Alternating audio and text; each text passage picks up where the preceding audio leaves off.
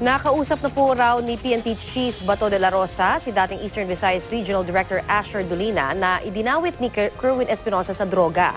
Itinanggi raw ni Dolina ang akusasyon. Balitang hatid ni Mariz Umali.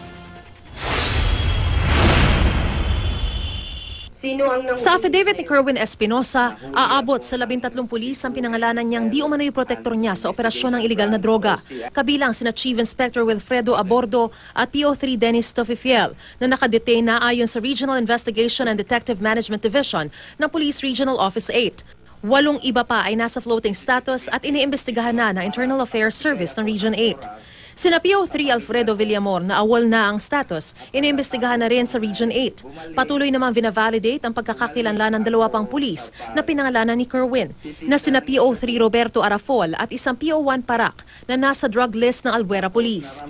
Isa sa mga nabanggit ni Kerwin na binigyan daw niya ng pera, si dating Eastern Visayas Regional Director Chief Superintendent Asher Dolina. Itinanggi ni Dolina ang akusasyon. Nakausap na raw ng PNP Chief si Dolina at pinayuhan siyang magpaliwanag sa Senado. Hindi iniimbestigahan ng PNP si Dolina dahil dismissed ang status niya dahil sa rubber boat anomaly. Ayon kay General Bato, binabawi raw ni Kerwin ang pagsangkot niya kay Albuera Leyte Chief of Police Chief Inspector Jovi Espinido sa iligal na droga. Pero di pa malinaw kung alin sa mga binanggit ni Kerwin ukol kay Espinido ang binawi. Sabi niya, sa totoo lang sir, matino na pulis yan si Espinido. Nasabi ko lang yun na one time o 2 times tumanggap siya ng pera para daw doon sa panggastos ng simbahan nila. At last, nanaig ba yung konsensya ng tao? Hindi man ako natatakot na madawit kasi alam ko na yung trabaho ko talaga na dapat idawit talaga para masira yung credibility ko. Sa panayam ng DZBB, hindi ikinailan ni Espinido na may ilang pagkakataong nakatext niya si Kerwin. Pero sa lahat daw ng pagkakataon, pinadadalhan niya lang ito ng mga Bible verses. Kinukumbinsing tumigil na sa iligal na gawain o di kaya binabala ang may kalalagyan ito kapag hindi pa nagbago.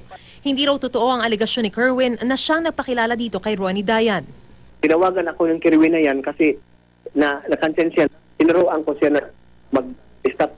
Puspusan na rin daw ang internal cleansing sa PNP. Katunayan, 174 na mga pulis naman daw na nagpositibo sa droga ang may dismissal papers na at naghihintay na lang daw ng pirma ni General Bato.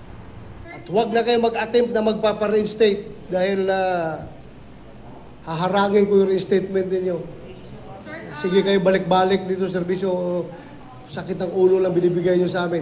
Mariz Umali, GMA News.